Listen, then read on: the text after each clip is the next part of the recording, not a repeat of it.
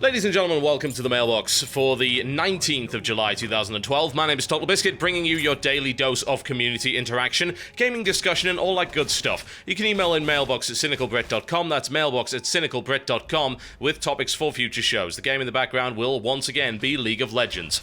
I recorded 2 Alistar games on the same night, so this, I believe, was either played after or before the one that you saw yesterday. Can't really remember which. Whatever the case, it was a reasonably decent game. Gotta say, I've had an awful lot of emails lately that have been essentially the same as emails I've had in the past. I think that's probably the risk of this show. We're almost, 160 episodes in, probably even more than that. So we've answered a lot of questions.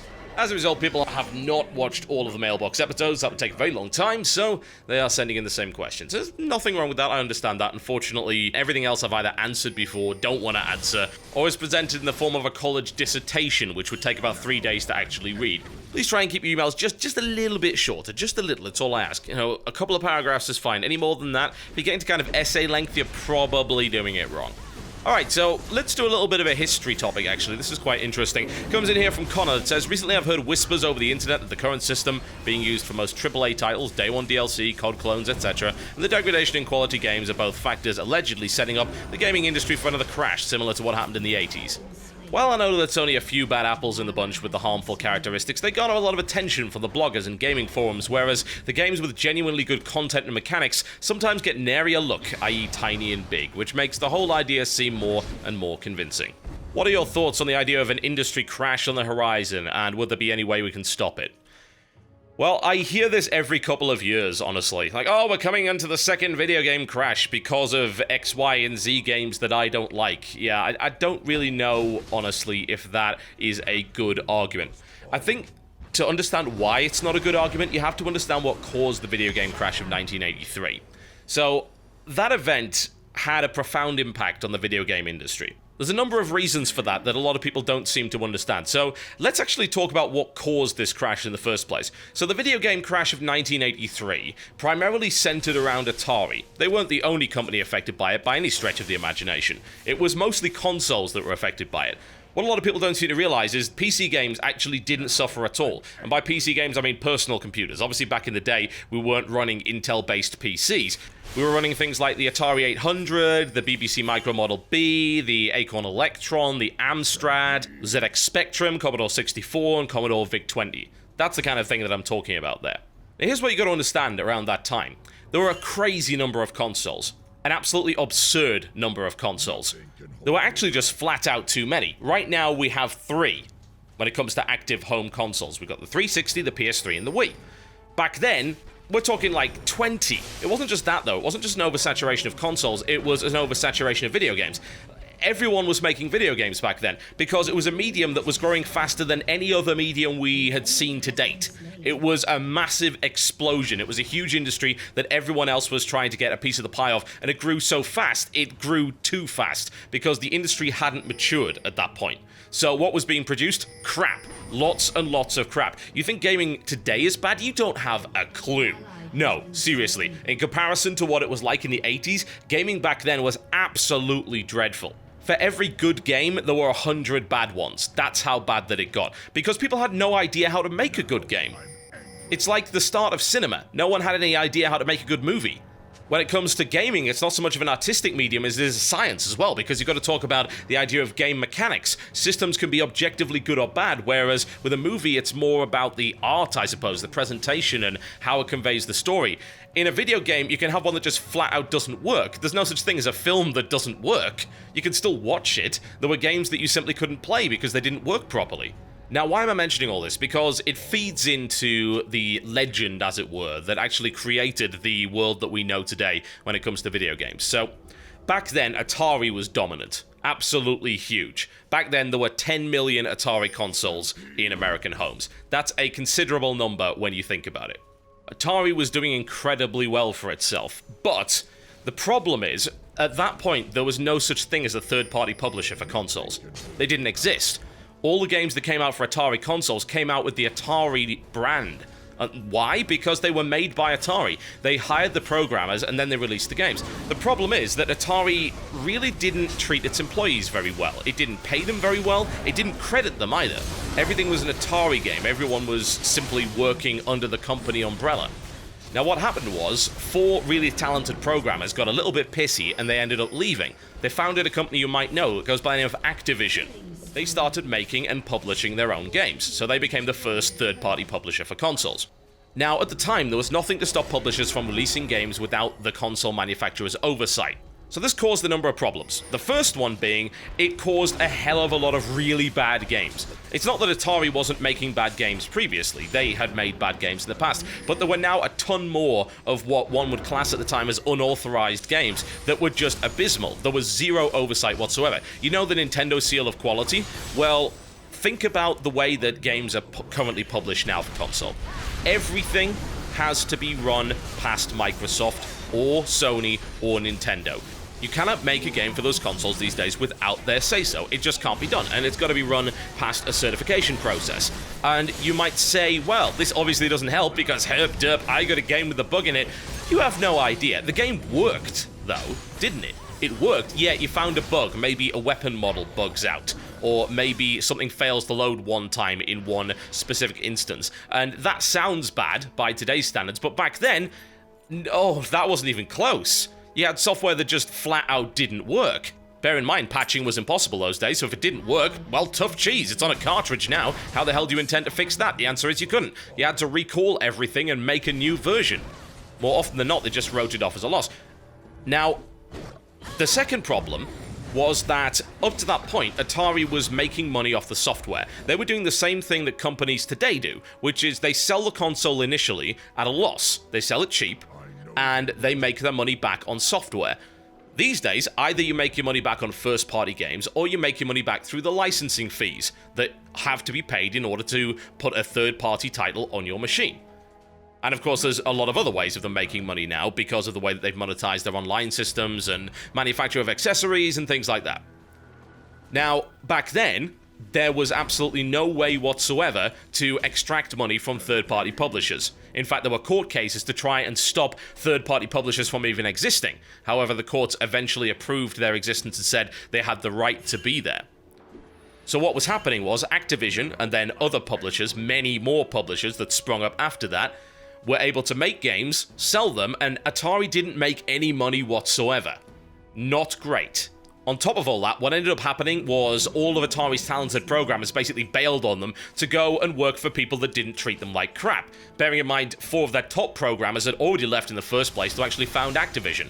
So Atari essentially suffered brain drain when it comes to their software department. They lost their talent. So what happened? They acquired at great cost the rights to produce the home console version of Pac-Man. Pac-Man was a huge deal in the arcades at that point. So what did they do? They kind of bet the farm on Pac-Man. Now, the chances are they'd have gotten away with it if it was a good version. The problem was they acquired the license very close to Christmas, and they wanted the game out by Christmas. So what did they do? They manufactured 12 million copies of what was essentially a prototype. Now, what was even worse? They outsourced the creation of this prototype to a freelance programmer. Now this guy, he made bank. He ported this game in 6 weeks. Not only that, but he got royalties for every cartridge manufactured. Not sold, manufactured. He essentially had absolutely no reason to make a good game because he was going to make the money regardless. He knew there were going to be a ton of these cartridges made. He was going to make the money. So he put out a lousy port. Admittedly, he only had 6 weeks to do it, so can you blame him necessarily for all of that? Probably not. Now, do you remember earlier how many Ataris were in US households? At the time, about 10 million. They made 12 million copies of the game. They made 2 million more copies of the game than there were consoles. Why? Because they thought this would be a killer app that would actually sell consoles. Stupidly big risk. Would have maybe worked out if it was a really good port. It wasn't. It was absolutely terrible. It is by far the worst version of Pac-Man there is.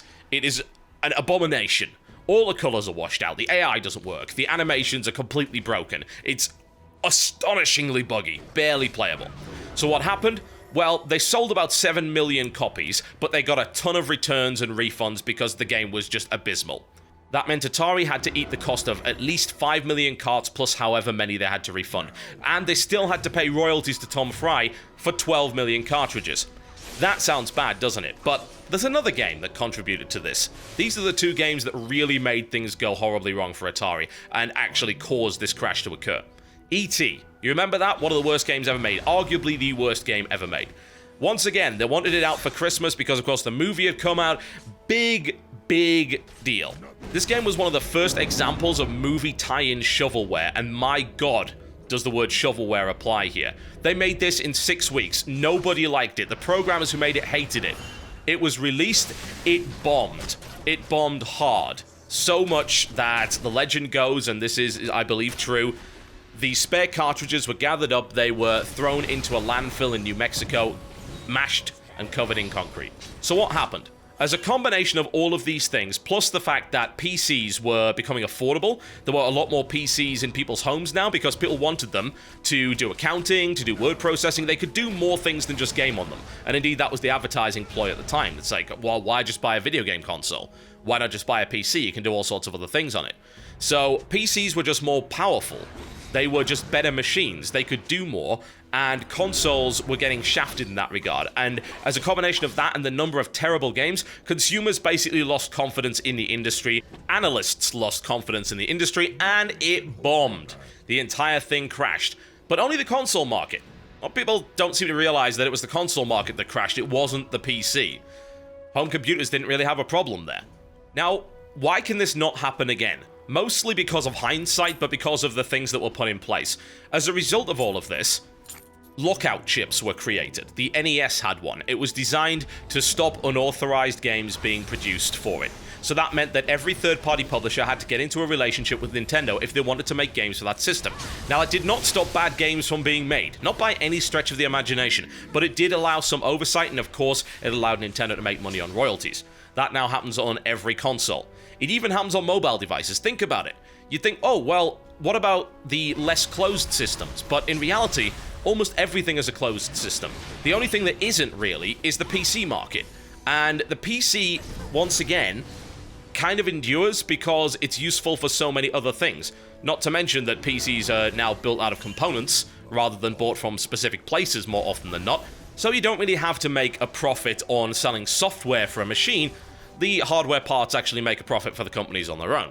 If you think about it also, Apple takes 30%, Steam takes around 30%, give or take, so everything's kind of tied into a system. It's more tightly controlled than it used to be. Even if you might refer to iOS as kind of the Wild West, it's nowhere near as bad as it was in the 1980s. I think the only thing that even gets close to that is Android, and it's, once again, nowhere near as bad. People know how to make video games now. They didn't used to. You can make a bad video game these days, but if you compare a bad video game these days to E.T., it'll always come out on top because E.T. was just infinitely worse. Even bad video games have a basic grasp of game mechanics. More often than not, bad video games are clones of good video games, and while they're nowhere near as good, they're at least still playable. Not only that, but you need to consider that consumers are much better informed these days. Back then, they could buy bad games. They wouldn't have any idea that they were bad until they picked them up. These days, there's information all over the internet weeks before the game comes out. Tons of discussion, speculation, reviews, gameplay footage available. All of that information is at the fingertips of consumers. Consumers have been empowered to make better decisions. And if they get burned, then it doesn't stop them from buying video games. Generally speaking, it'll stop them from buying maybe from that publisher or dev and just say, oi, I don't trust you with that. But back then, of course, if people just kept getting bad games over and over again, and the industry was very, very new, then you could very easily turn around and say, oh, right, well, this was just a fad. It's not coming back. I just give up on the industry altogether. I don't think anyone's really going to give up on the industry altogether these days. It's too stable in comparison. You might say, oh, well, COD clones, and oh, DLC on day one. Do you really think that means there's another crash coming? If there is another crash coming, then it's certainly not coming in the same form. The only crash that I can see happening is perhaps a console crash. It's possible that consoles could get marginalized so much, sandwiched between the PC and iOS and Android, that consoles simply don't make enough money to be profitable anymore. So developers stop developing for them. The companies that make the consoles end up taking huge losses, can't make their money back on the R&D of a new machine. Horrible things can end up happening in the console sector, but once again, the PC endures, and at this point we also have mobile devices that will also endure. We have more tiers of gaming available these days. You can very easily make a $10 game for the PC and make a lot of money. You can make a 69-cent game for an iOS device and make a lot of money. A lot more of the gaming industry has gone digital. What does that mean? It means you can't over-manufacture. You can't make 12 million copies of Pac-Man. And even if you do make, say, 20 million copies of the latest COD and it sells 10 million, all you've really done is manufacture a bunch of very, very cheap discs. Consoles, on the other hand, had cartridges. They were not cheap to manufacture. I don't think the doom and gloom is justified, honestly. We're not going to see a crash the same as we did previously, because that crash was a set of very specific circumstances, and it was also based in ignorance in an industry that grew far too fast without the maturity required in order to give it the stability needed. In this case, we have that maturity now, we have that knowledge in hindsight, and I don't see that happening again. Okay, folks, that's me done for the day. Thank you very much for watching the Mailbox. I'll see you next time.